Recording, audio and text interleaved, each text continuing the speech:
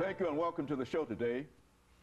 The topic today is the truth behind gang violence, and we're fortunate to have with us today 7 members or former members of gangs to talk to us and give us some information about the truth behind gang violence. On this first segment, we have Mr. RBritton and Mr. AHall. Both members or former members of gangs, and they're going to at least lay down the foundation in terms of what we are trying to accomplish today. Let's start off with you, Mr. Britton, by having you to give us some information about your background, your situation, and then, of course, Darius will give us similar kind of information. Then we'll have an opportunity to make a few statements, and then we'll have our second segment. Let's start with you. Well, first of all, thank you for having us again on your show. And I'm 22. And grew up in a single-parent home, and you know, I had a great mama. She raised us right, kept me in church and all that kind of stuff. But somewhere down the line, I got caught up, got introduced to gang life. You know, I lived that life for some time, a long time, and somewhere down the line, I was able to flip over and to start doing something positive and making money legit-wise. And so with my organization, Gals Star, what we do is we go after those youth who are at risk, or what the society say at risk, those who are active gang members, and try to show them another way how to be a gang member, but you don't have to be about violence or robbing or doing anything like that.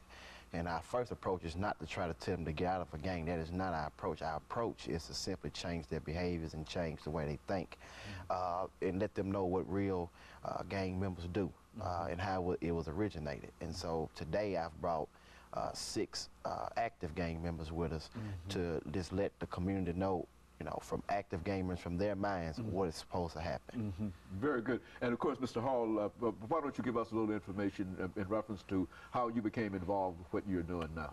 Well, as Mr. Britton stated earlier, I was raised in a single-parent home. She was a great mother, and I didn't join as a result of her being a single parent or my father not being there. It was just that, like he said, I went down the wrong road, and it was my choice.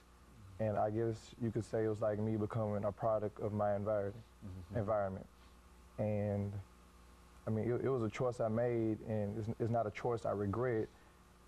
And being that the topic is about the truth behind gang violence, I'm here to say that all people who are in gangs are not what the media portray us to be. Just like it's, what's the word, stereotyping. Just like, just because I'm black and with dreads, people might stereotype me to be something, but just because I'm in a gang doesn't mean that I'm the person running in your house or the person shooting you or anything like that, because all gangs are not the same. If anything, they're families and organizations that they're not putting us at risk, but saving us from certain things.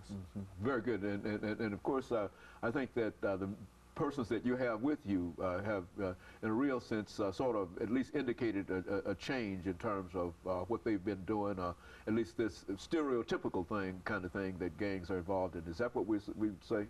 Yes, sir, that's definitely what we would say. And these young men that are here with me came to my facility looking for help, looking for another way. They have the desire because they notice what's going on in the communities.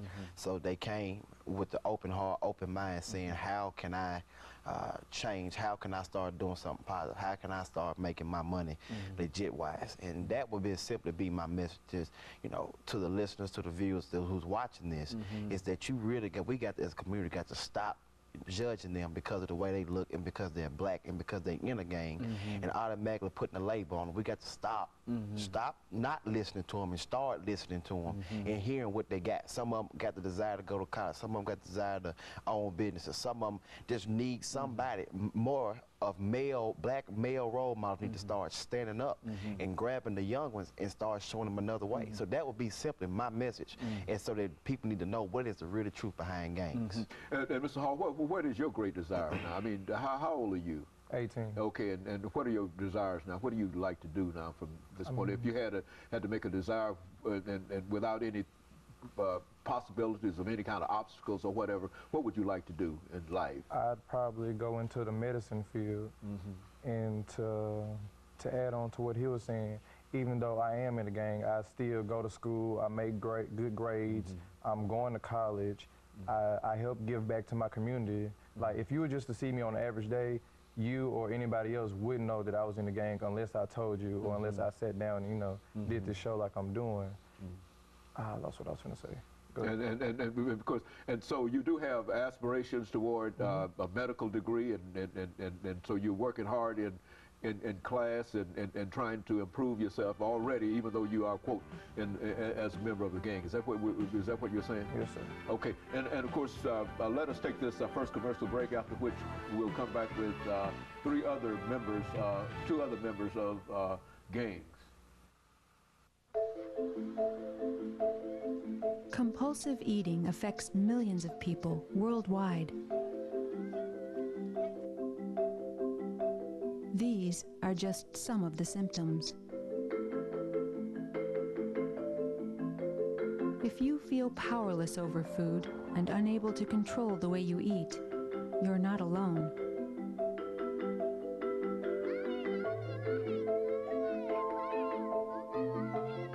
Overeaters Anonymous can help.